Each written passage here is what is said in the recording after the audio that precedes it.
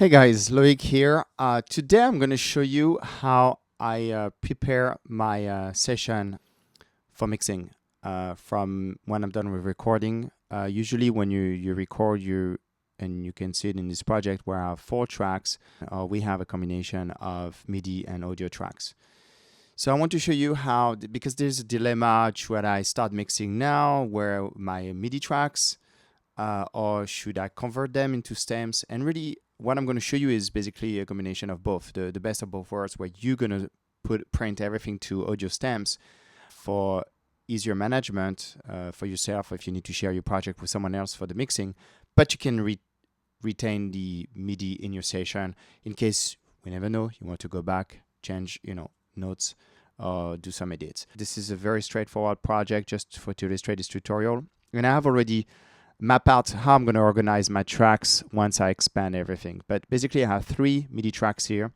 2, the drums and the bass, are played with plugins or soft synths, and the last one here is using an external. 2, the drums and the bass are played with plugins or soft synths, and the last one here is using an external synthesizer. So I'm going to have to basically bounce or record in real time back into the audio playback. The first thing I'm going to do is the drums. As you can see, I have only 1 MIDI track. Of course, when I mix it, I want to have each individual, like the kick and the snare and everything else, on separate track. I'm using this plugin called Easy Drummer. There's like a little mixer. Right now, everything goes track 1, which is basically a stereo output.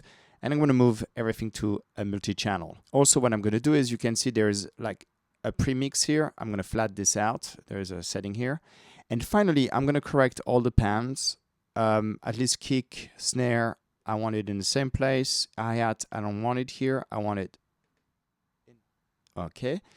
The tom, since they're going to record on the same track, I'm going to keep the pan and everything else are stereo tracks. So I'm done here. And what I'm going to do in the mixer now, because if I play, I'm hearing only the kick, because right now in my mixer, I have only track 1 from Easy Drummer activated, so I'm going to have to activate the others. So I'm activating all the others. And now I'm going to rename this to match what's here. So first one is kick, second one is snare T, which is... okay, so now I have my individual tracks, and I can mix,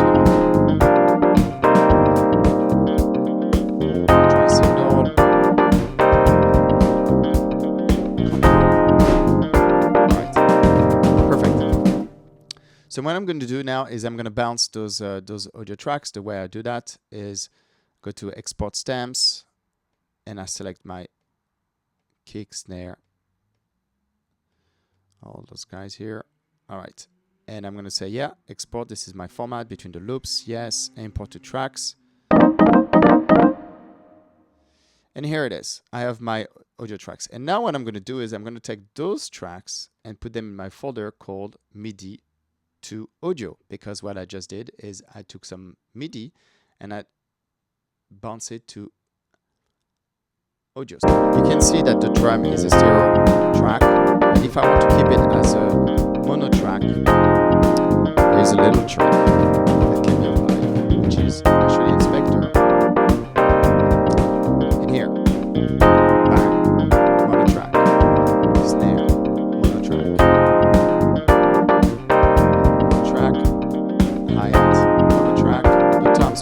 separate, because you see there's one tom on the left, one tom on the right, the others we keep moving.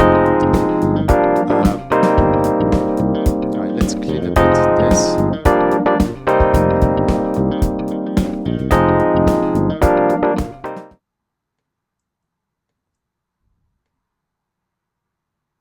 And because I usually keep the same color, but I put it a bit darker, because now we're kind of in a audio mode. Okay, so the other thing we're going to do now is bounce the bass. We can actually do a different way. There's a function in this DAW called bounce to new track. It automatically mutes here, and is take that track and put it here in my beautiful MIDI to audio folder. I'm going to close this. And finally, the road. What I'm going to do is I'm going to create a track here. Add a stereo track. the input's going to be my Nord. I'm going to call it Rode Audio. And basically what I'm going to do is I'm going to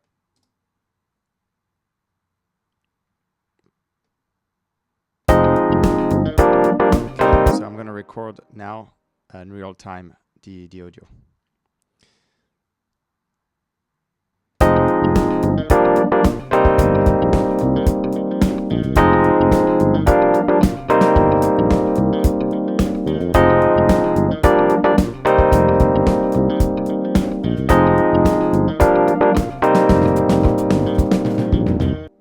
Okay, so now I'm gonna printed all my MIDI tracks that we had here, and I had one audio track which was the guitar, and just for the sake of organization, I'm going to put it here under recorded audio, which means that now very quickly I can just mute this, close, and now I have only audio tracks.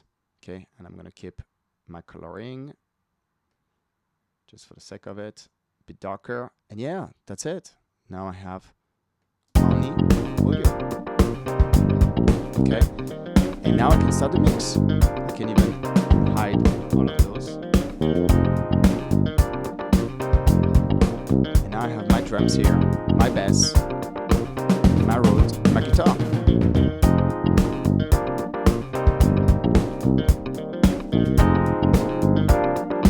Apply the effects. As you notice, doing my mix, so I want to kick a little bit less, more of the bottom, and start applying effects and so on. And as you can see, those are mono tracks now. Those remain stereo tracks, and all of those are stereo tracks. And I don't need this anymore because that's the MIDI.